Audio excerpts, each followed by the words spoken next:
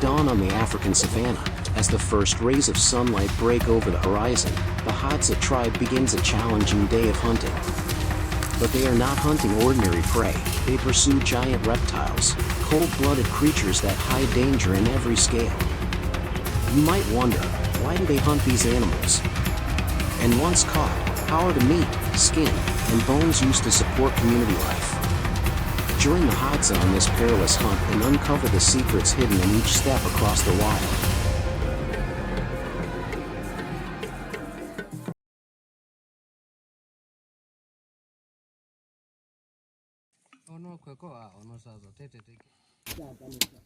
The morning sunlight filters through dry trees, awakening the vast wilderness. The Hadza hunters begin their day with meticulous preparation. They check every bow and arrow, discuss their route, and plan the approach to their prey. Arrows are carefully carved from flexible acacia wood, with tips coated in poison extracted from plant roots to increase lethality. Bows are strung with dried antelope sinew, both strong and resilient. Alongside this, they carry leather pouches with fire-starting tools, stone knives, and a few dried berries, a lightweight kit for a long day in the wild. Children follow the experienced hunters, observing every movement and gesture, learning survival skills passed down through generations. Their steps are quiet on the damp grass, eyes fixed on the tracks of monitor lizards and giant snakes etched into the earth. The sounds of nature, the wind through leaves, birdsong, and insects, become critical clues. Every signal is interpreted to predict where the prey might appear. When the shadow of a giant reptile emerges, the group immediately lowers their bodies and moves with deliberate, coordinated steps. Eyes tense, muscles ready, every move is carefully calculated. This hunt is more than a chase, it's a mental game with nature, where patience and observation determine success or failure. Once in range, the hunter draws his bow, releasing arrows in rapid succession. The final arrow strikes, and the creature struggles, letting out pained cries, trying to escape. But the poison works quickly, weakening it until it collapses on the open ground. The hunters stand silently for a few moments, no cheering, just calm eyes and silent respect for the life taken.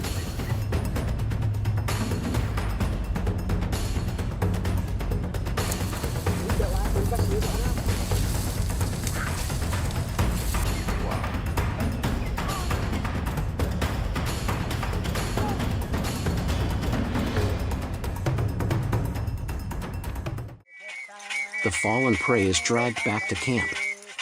The men begin a familiar ritual, a ceremony honoring the creature that has fallen.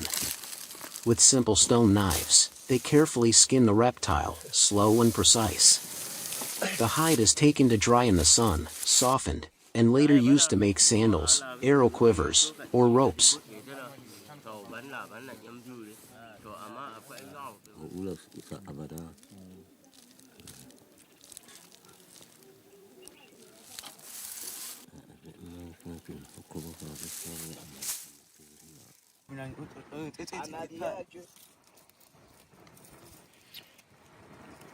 A fire is lit, smoke curling into the golden evening sky. The Hadza gather, preparing the feast, meat cut into pieces and grilled over hot coals, skin and bones set aside for tools. The aroma of roasted meat mingles with the crackling fire, a celebration of life in the wild. When the first pieces are golden, they are passed hand to hand. Everyone receives a share, regardless of who hunted. In these moments, all boundaries disappear, leaving only the simple joy of sharing. This act is not just survival, it embodies the Hadza spirit, hunting together, living together, and sharing together.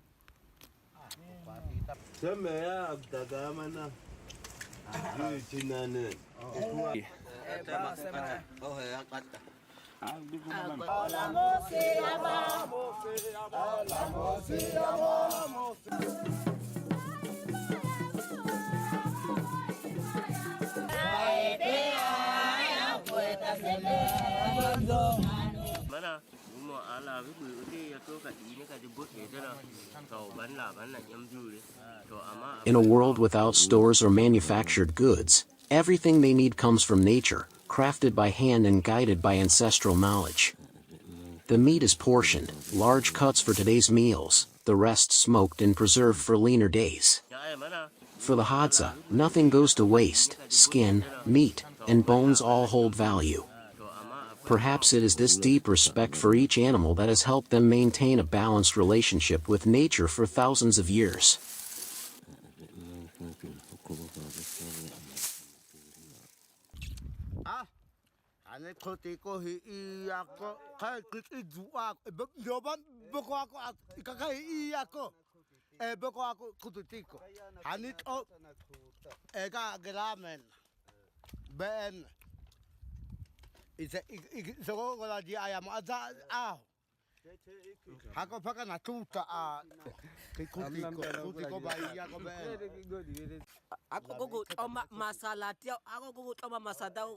Tafoya obe agota masalate obe agota ku masalati yago paka pa ago auto de kheke go to tsera da ngogo for da khatane da khatata da tsiena go ago toma masalati yago paka pa ago ingwa yako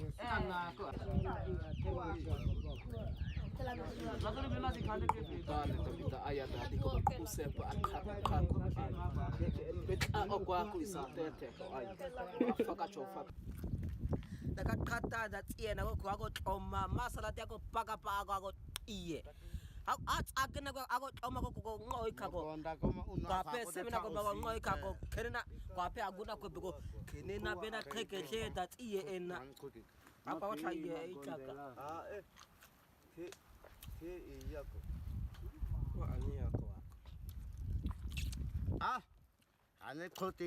As night falls, the last embers burn low across the savannah. Laughter fades, leaving the warmth of human connection and the rhythm of life in harmony with nature. The hunt ends, but their journey, preserving tradition and staying connected to Mother Earth, continues every day. If one day you were to hunt, live, and share like the Hadza, what lessons would you learn about yourself and the world around you?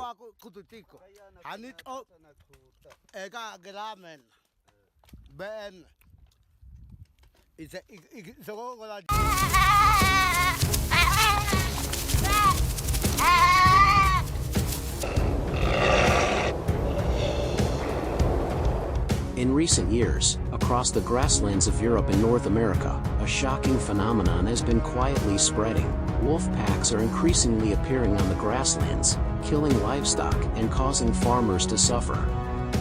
From the frozen forests of Germany to the vast plains of Colorado, millions of wolves are back, and this time, they're wreaking havoc like never before. So what's driving the wolf surge? How serious are the consequences for agriculture? And is there a way for humans and wolves to coexist sustainably? All will be answered in today's video.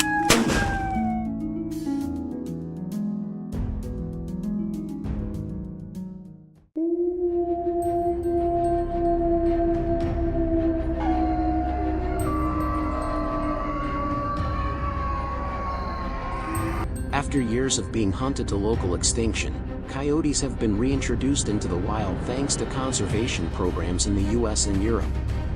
In the US alone, a restoration program in Yellowstone Park since 1995 has seen gray wolves dramatically increase in numbers. By 2024, the United States is estimated to have more than 6,000 wolves in the wild. New packs have emerged in Colorado, California, Oregon, and are even crossing the border into New Mexico and Arizona. Europe has also seen a strong recovery, with wolf numbers increasing by nearly 30% in just a decade, with wolves now present in 27 of the 27 EU countries. In Germany, the population has increased from a few hundred to more than 2,000 in just 10 years. So what is the main reason? Obviously, it is due to hunting bans, or a decline in natural predators, and the abandonment of rural habitats due to people leaving, giving wolves the opportunity to thrive.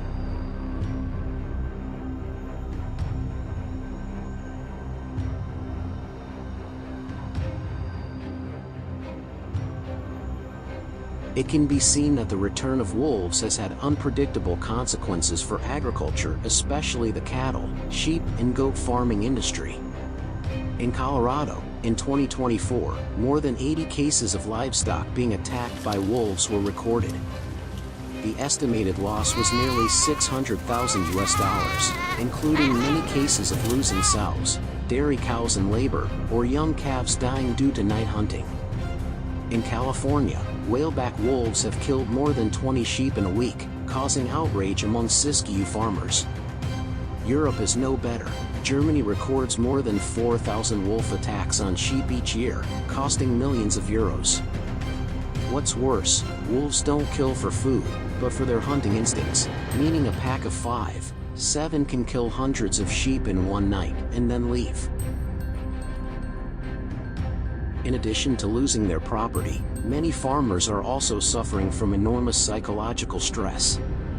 Rates of stress, depression, and bankruptcy have increased in wolf-infested agricultural areas.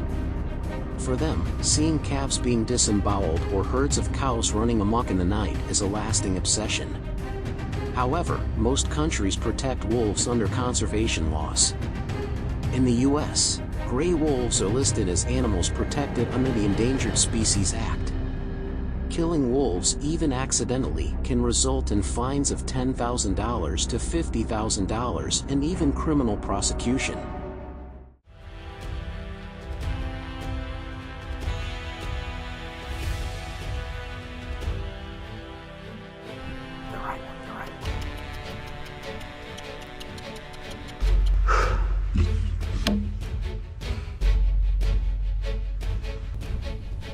Faced with the ineffectiveness of soft measures, many farming communities have decided to fight back in the same way their ancestors did, hunting.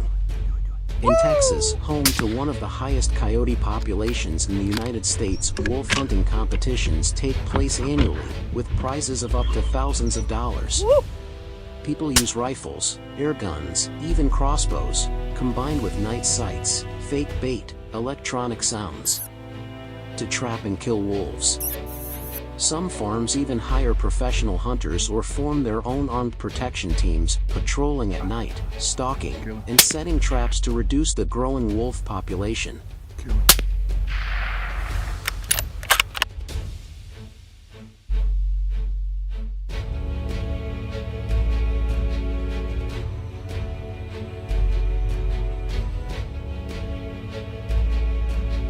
However, wolf hunting is not always allowed.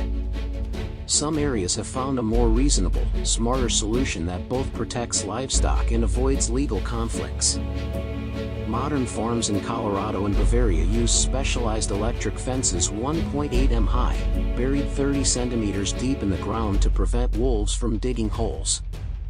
Motion sensor lights are also installed around the pastures, making wolves wary and not approaching.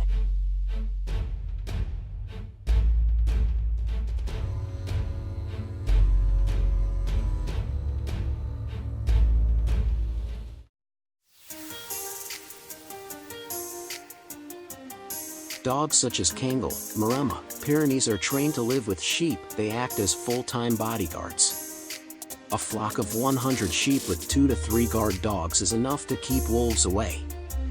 It can be seen that, between the boundary of conservation and protection, we need to find a balance, otherwise, the consequences will be very unpredictable.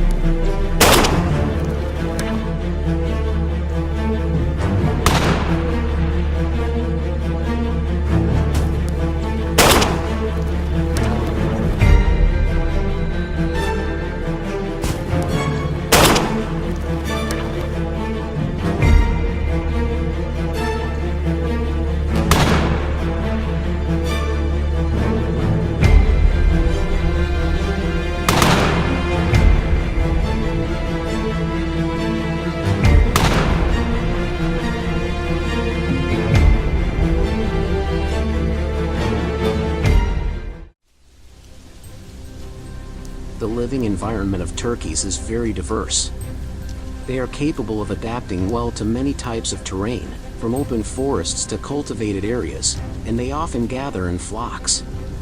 During the day, they move slowly to forage on the ground, while at night, they fly up to high tree branches to rest.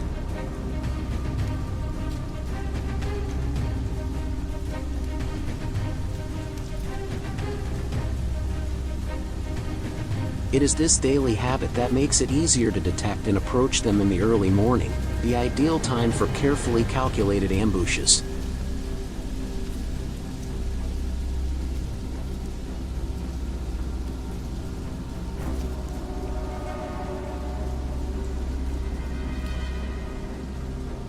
Wild turkeys, though large birds, have very good flying ability over short distances. When threatened, they can spring up from the ground and glide through low tree canopies at surprisingly high speed. Turkey nests are often made close to the ground, hidden in bushes or under low foliage. This way of living makes controlling wild turkey flocks much more complicated, especially when they reproduce in large numbers during the spring.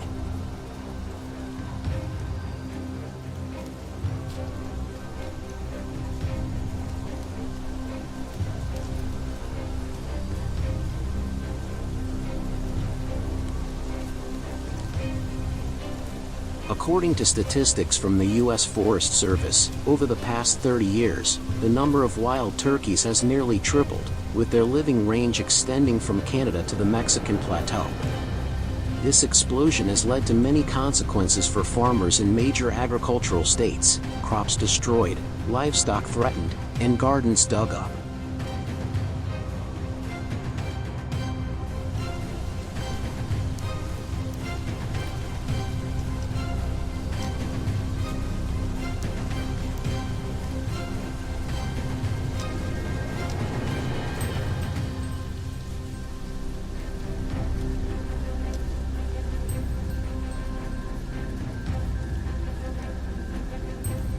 In response to this situation, many measures have been applied to control this bird species, from electric fences, artificial sounds, to sound machines simulating predator calls. Some areas have even tried planting less attractive plants at field edges to distract them. However, these methods often only work on a small scale, are costly to maintain, and require a lot of effort, while turkeys move in flocks and have a very high adaptability.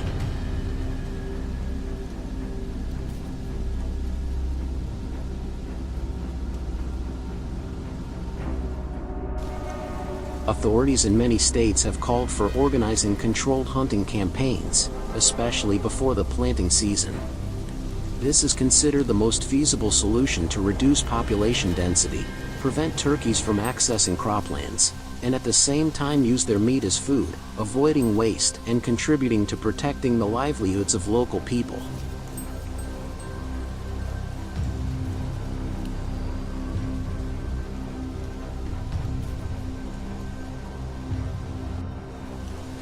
Licensed by the local authorities, my hunting trip officially began in a valley with vast meadows, where the turkeys were expected to appear and forage during this time, based on the positions previously marked on the map. After patiently waiting, I seized the exact moment when the prey was off guard. The first shot was fired with the necessary decisiveness, delivering an accurate result before the entire flock could react.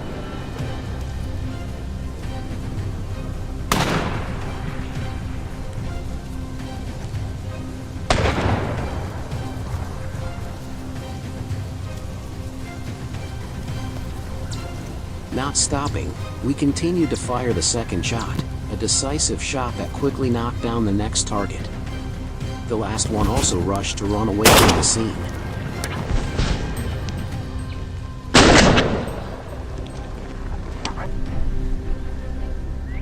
After the successful takedown, I immediately moved to the area where the prey had fallen. You can take a closer look at the details on its feathers.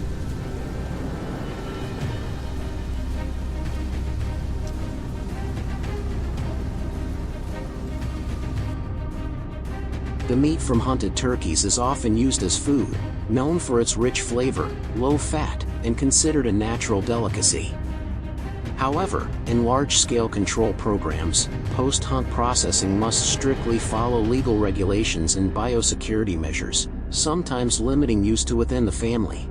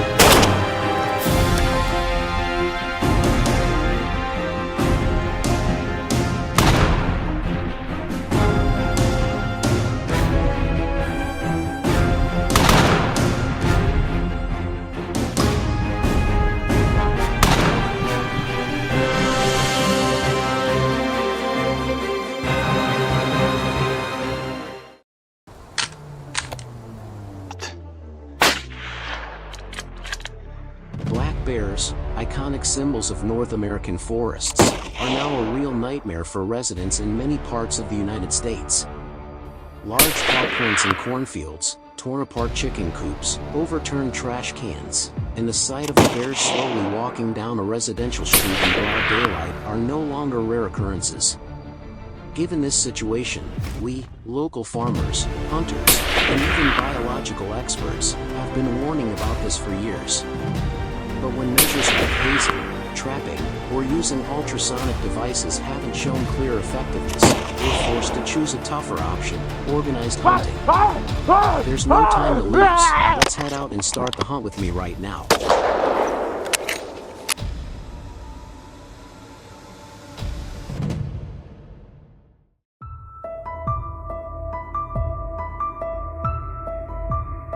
No longer merely an ecological issue, black bears have become a dangerous invasive species.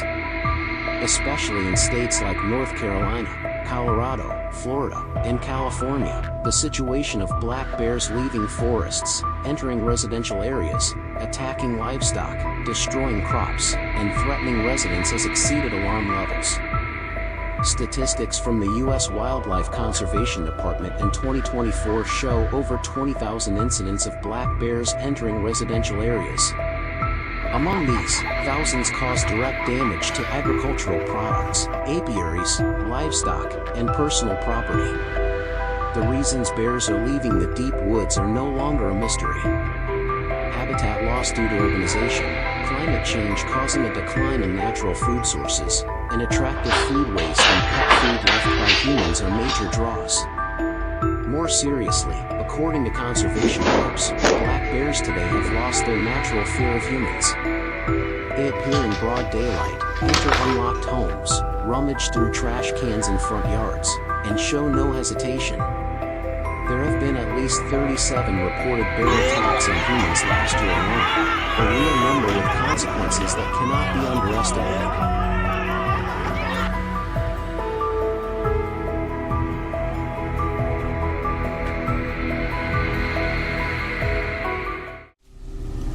The journey began. We had to navigate a challenging path to reach the black bear's usual haunts.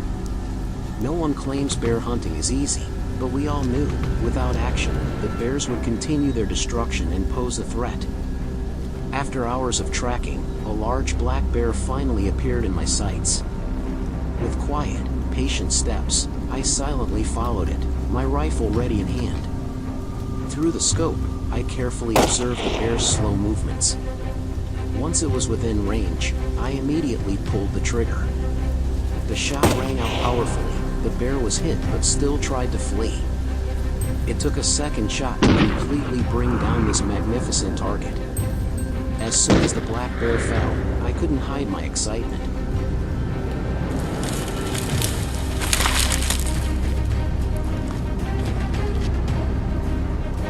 Successfully hunting a black bear weighing over 300 pounds doesn't mean it's over. In the distant mountains, we knew other giants were still lurking. We had to traverse many peaks and valleys, hoping to find our next target. Oh! It seems my luck has returned. Perhaps it also noticed our presence, so I didn't hesitate and fired immediately. Though I didn't take much time to aim, my years of hunting experience allowed me to easily hit this large prey. Afterward, the black bear tried to escape into thick bushes. Following its tracks, we had to move deep into the forest to find the animal. It was another black bear of impressive size.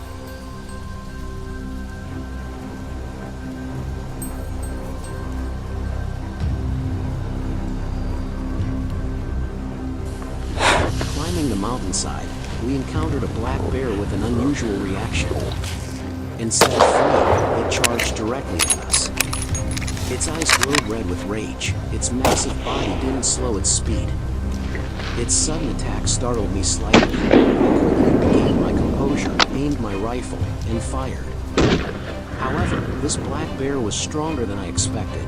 It took a second shot to bring it down completely. Continuing our journey, as we followed a trail close to the cliff face, we unexpectedly spotted a target very close by. There was no time to hesitate. To prevent any danger, I decided to attack proactively. Moving slowly, I adjusted my rifle with complete focus and calm. The shot rang out, shattering the silence, and the bullet struck the bear, sending it charging off at high speed. However, my shot was precise enough to bring the target down.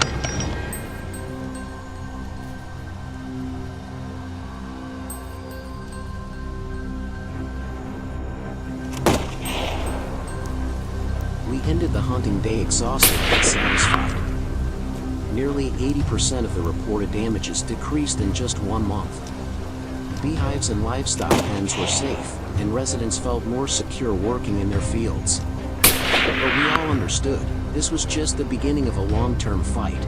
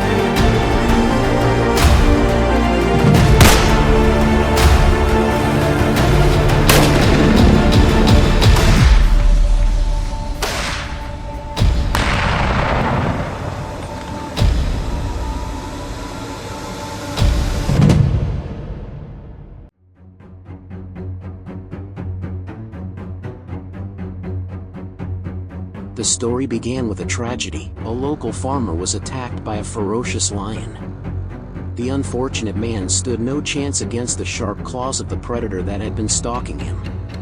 His heartbreaking death not only shocked the entire village, but also sounded a clear alarm for the whole community.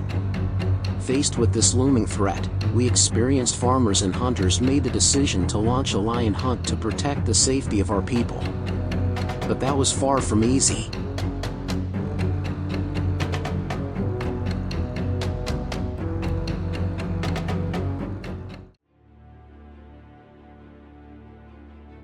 As soon as we entered the savannah, the first signs appeared. Fresh lion tracks pressed clearly into the ground. We stopped the vehicle, quietly loaded our weapons, and tightened our grip on them. Every step forward carried a sense of tension, because we knew this opponent would not be easy to face.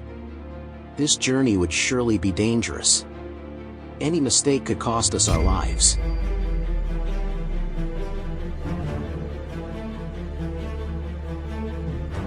After over an hour of tense, silent tracking, we suddenly found ourselves face to face with 3 fully grown lions, resting on a patch of sun-scorched grass. Their cold eyes and massive bodies froze us in place. No one dared to make a move. But within moments, one of them noticed us. It began to approach, slowly, cautiously, and with piercing focus. Time seemed to stop. Then, suddenly, a gunshot rang out. One of my teammates, overwhelmed by the tension, fired a shot that struck the lion's front left leg. The beast roared in agony, and without hesitation, the other 2 lions charged toward us to defend their wounded companion. The situation escalated beyond control. We had no choice but to run, for 3 massive lions could tear us apart in an instant. Cold sweat streamed down our faces as we sprinted for our lives, with thunderous roars echoing right behind us. We were incredibly lucky to escape the attack, but this was only the beginning of the battle. After regaining our composure, we decided to return to that dangerous area. But the pride of lions had vanished. An eerie silence blanketed the landscape, making the tension even more intense. A short while later, from a distance, I spotted 2 lions wandering in the open. One of them noticed us and became visibly alert. Unlike many other animals, these predators wouldn't flee. In fact, if we didn't act quickly, we'd become their target. A single round was fired from the hunting rifle, decisive and precise. The critical shot brought the lion down instantly.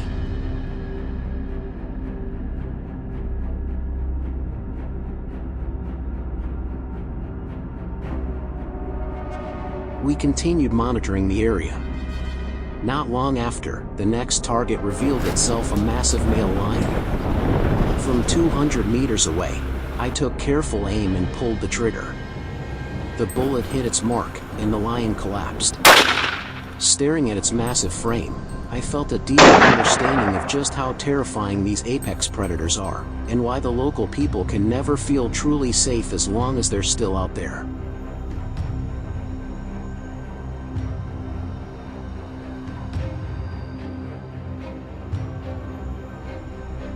See, we had only 1 target left. Time was running out, and dusk had begun to fall. With the light fading, the hunt became more dangerous than ever. But we knew letting this final lion escape would pose a serious threat to the local villagers. Following the remaining tracks, we pressed on. My heart pounded with anticipation. A low growl echoed from the bushes ahead. It clearly knew we were getting close. In that brief moment, I could feel its breath, the breath of a deadly predator, ready to strike. But we couldn't afford to wait. I gripped my hunting rifle tightly, took a deep breath, and fired a critical shot. The clean hit brought this perilous hunt to an end. The final lion collapsed before us, marking the conclusion of a tense and grueling pursuit. As I looked back at what we had accomplished, I didn't just feel satisfied for having taken down the predators. I felt grateful to have survived this deadly encounter.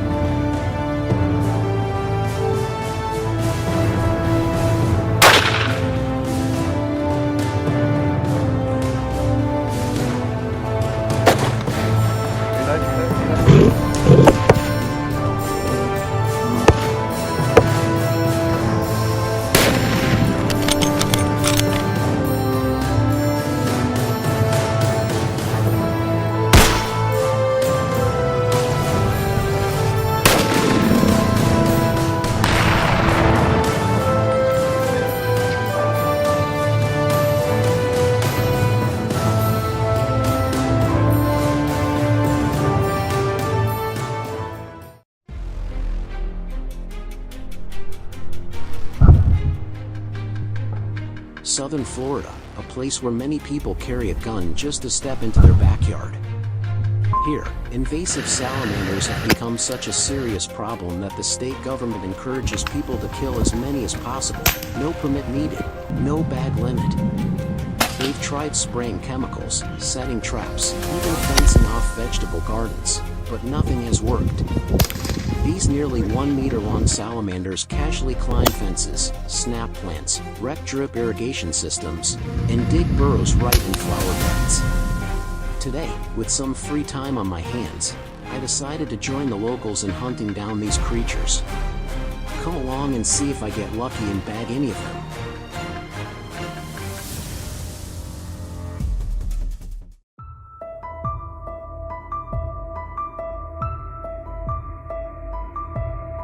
Salamanders are not a native species.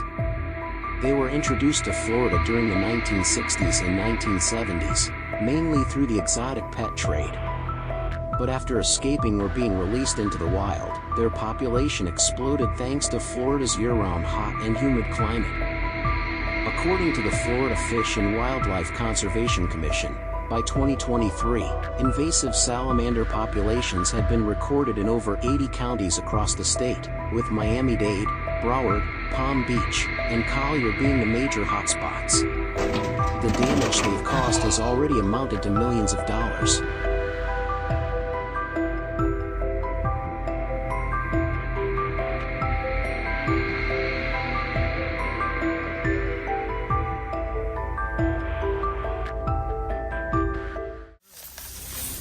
Whoa!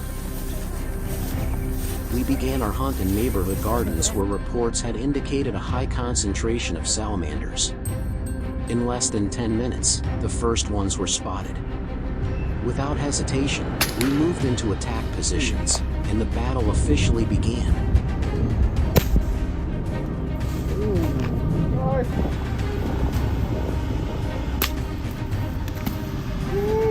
Come on! There it is!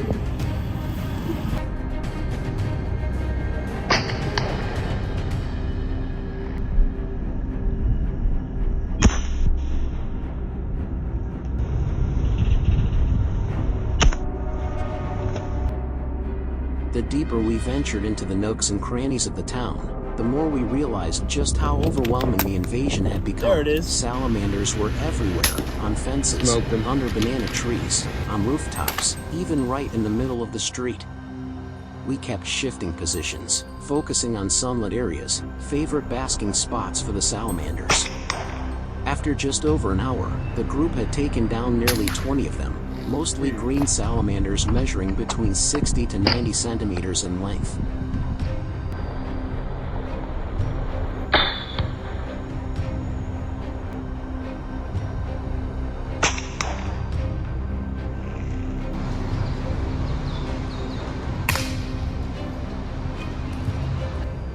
Strolling through the town's gardens, there it is. Right on the grass, I spotted a green salamander. These troublemakers seem to know no fear. They don't even flinch when they see us coming. And that's exactly the kind of opening we need to take them down. A perfect headshot.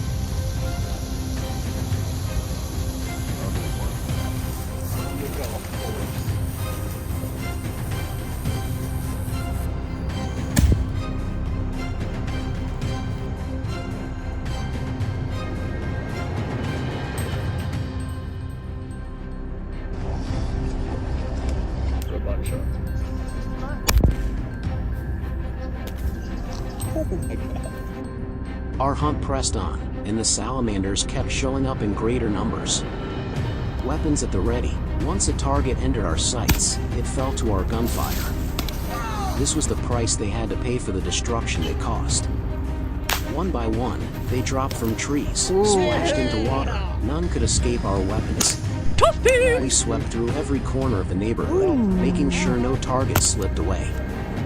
And strangely, the salamanders we encountered seemed to grow larger and larger, as if they were turning into ugly little monsters.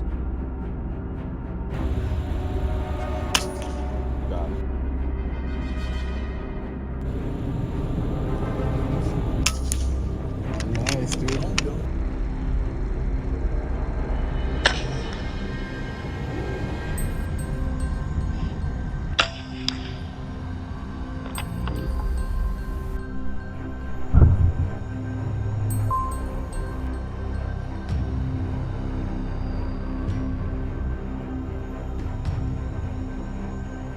afternoon, we continued our hunt.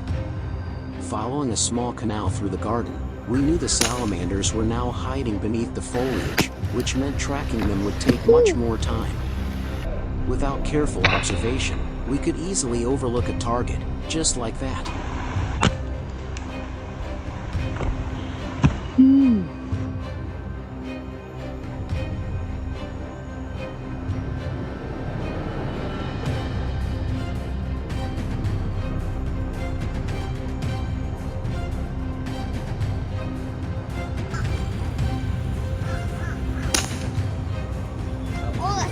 We shot salamanders from the trees, on the grass, in the banana groves. Every shot was dead on. One shot, one kill. The feeling was absolutely incredible. Nice. Got him. After our final efforts, we managed to hunt a few more salamanders before leaving as it was getting dark. Even so, we still had time to collect and bring these large salamanders back home to avoid leaving behind any sources of disease. Most of them were huge creatures, nearly a meter long if you count the tail. Many locals will make use of their bodies to compost into organic fertilizer, creating a nutrient-rich source for crops.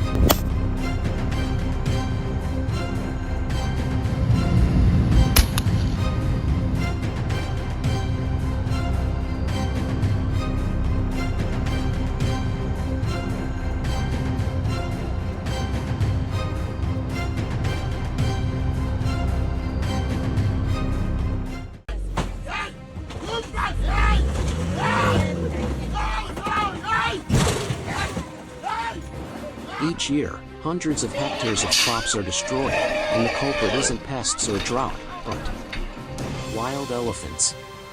It may sound unreasonable, but this is a deeply troubling reality in many rural areas of Asia and Africa, where the line between humans and nature is becoming increasingly blurred. At a pumpkin farm located right next to a forest reserve in northern Thailand, a herd of 12 elephants suddenly broke in during the dead of night, trampling thousands of square meters of crops, wrecking the entire irrigation system, and leaving behind a scene of devastation, as if a storm had just struck. The farmers could only stand and watch as a year's worth of work collapsed in an instant, while the authorities had no choice but to intervene. So what exactly happened?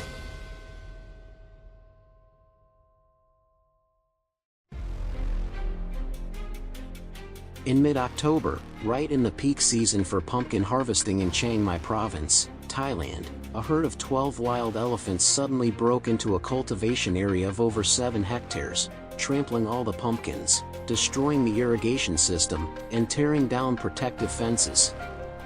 According to the farm owner, in just 2 nights, nearly 70% of the pumpkin yield was completely damaged, with estimated losses of over $15,000, not a small number for local farmers. This phenomenon is not rare in regions bordering between national forests and agricultural zones. As the elephant's natural habitat continues to shrink due to deforestation, they are forced to venture out in search of food. Pumpkins, a sweet, soft, and energy-rich vegetable, become an irresistible feast for elephants, especially during the dry season when natural food in the forest becomes scarce.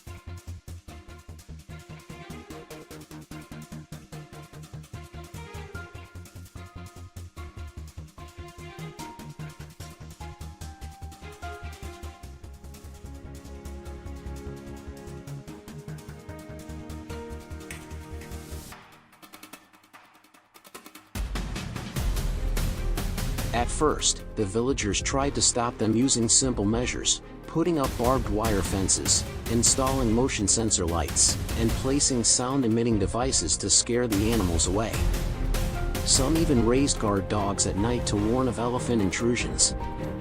However, all of these were useless against the stubbornness of the elephants. They were intelligent, able to avoid obstacles, and could coordinate as a group to break through the fences. Given the situation, the local authorities and forest rangers decided to use a special solution, shooting the elephants with tranquilizer guns, then transporting them back into the deep forest using specialized vehicles.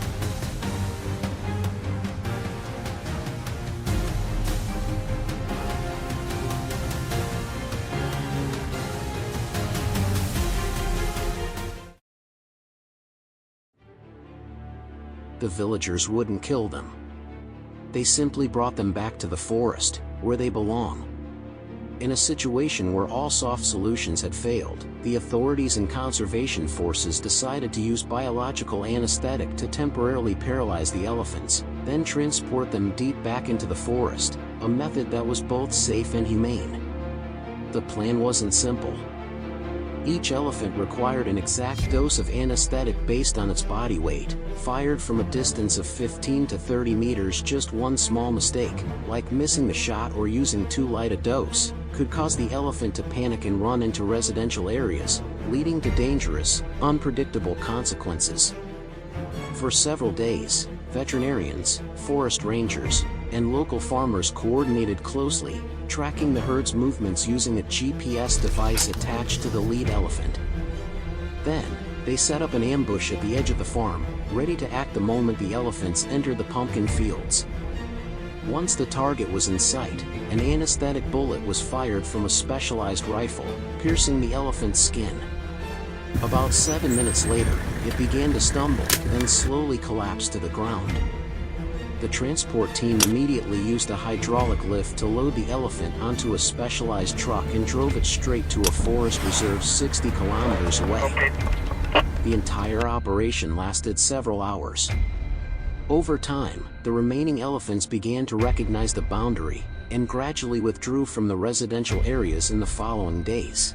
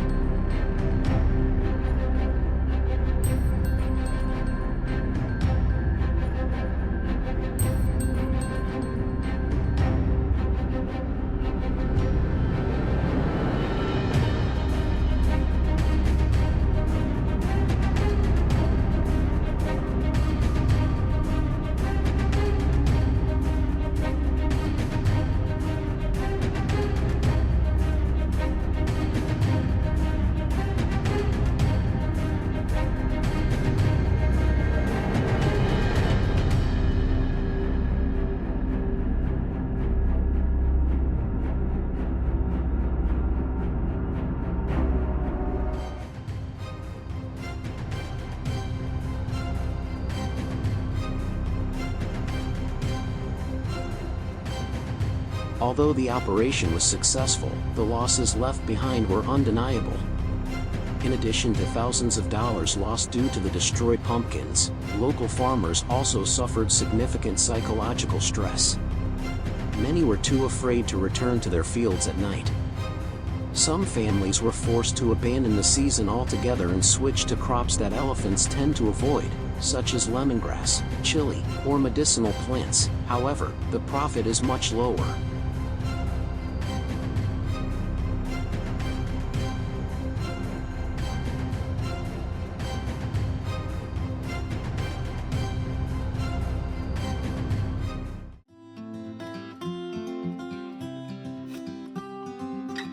In response, local authorities urgently provided financial aid to affected households, installed more surveillance cameras, and set up rapid response teams for the peak harvest season.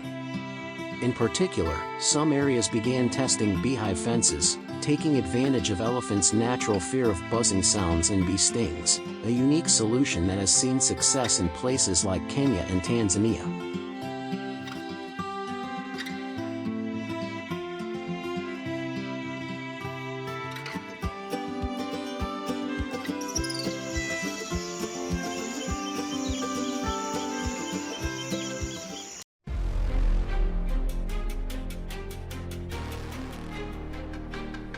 In many people's imagination, dragons are mythical creatures that exist only in legends. However, on several islands in eastern Indonesia, dragons are real. They don't fly or breathe fire, but they're terrifying enough to strike fear into anyone who encounters them. These are Komodo dragons, the largest reptiles in the world, with a prehistoric appearance, fierce predatory instincts, razor-sharp teeth, and venom that can kill prey within hours. Recently, a series of unusual events plunged the entire village of Salamander into a prolonged state of fear. As night fell, massive dark shapes slithered across fields, broke into animal pens, dragged away goats and pigs, and injured villagers. The Komodo dragons had left the forest and entered the village, bringing chaos with them.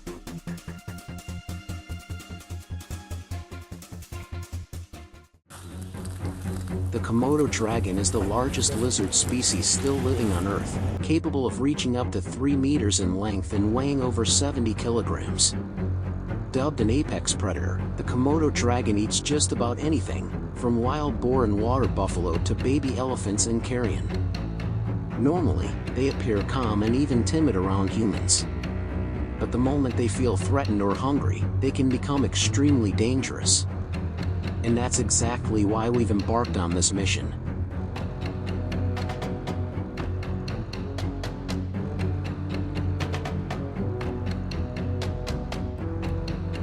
Unlike wolves or red foxes, animals that typically live in packs and are often afraid of humans, but Komodo dragons are the complete opposite. They are reckless, solitary, and utterly fearless. Once they catch the scent of fresh meat or a carcass, they will track it relentlessly like a hunting machine. As a result, dozens of households in the village have lost all the livestock they had spent months raising. Many villagers no longer dare to sleep at night, taking turns to stand guard and putting up makeshift fences, yet all in vain. According to biologists, there are 3 main reasons why Komodo dragons, which usually dwell deep within the forest, have started venturing into residential areas: the ecological imbalance, a sharp decline in food sources, growing familiarity with humans. From these surprise attacks, dozens of goats, pigs, and chickens have been killed. Some were dragged into the forest, leaving behind only blood trails. Property damage is estimated at thousands of dollars per household, while the average monthly income is only around $150, $200. Yet the greatest loss is not money, but trust and safety. Children are too scared to play outside. Adults have abandoned their fields to build fences. The entire village lives in a state of constant fear.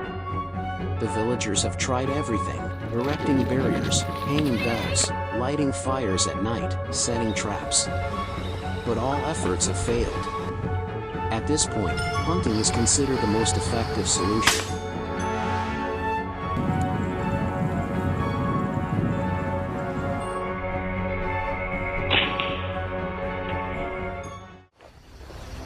Hunting Komodo dragons is not as simple as with other animals. We needed a proper strategy. First, I needed a safe hiding spot to ensure everyone could stay well concealed. Compared to actively hunting, Komodo dragons actually prefer feeding on carrion. That's why I also prepared a good amount of rotting animal carcasses to attract them. As expected, it didn't take long before the first target appeared. Taking advantage of the opportunity, I quickly aimed and fired. With just one shot, the Komodo dragon collapsed to the ground. We always try to aim for vital spots like the heart or lungs to take it down immediately.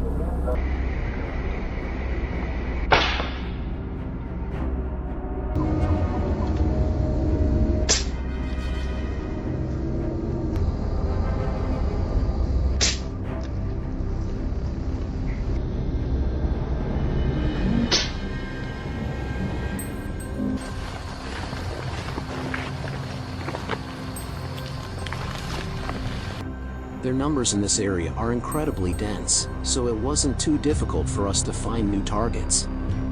One of the things I find most fascinating is that this species can reproduce without mating. Even without a male Komodo dragon, the females are still capable of giving birth. the Komodo dragons remained drawn to the pile of rotting food we had prepared.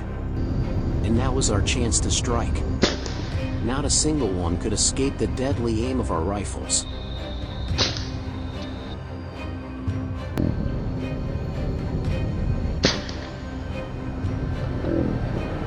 From within the bushes, a Komodo dragon cautiously approached the meal.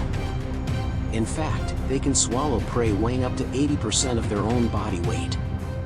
That's why we're always worried about the village's livestock.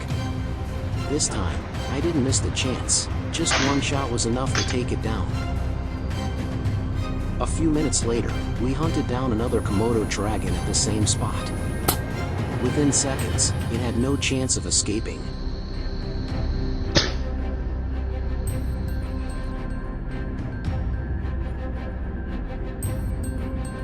At the canal near our home, we also scattered food to attract Komodo dragons. But you know there's no such thing as a free meal. I made a quick decision. One precise shot was fired, and with a sharp crack of the gun, the target was completely taken down.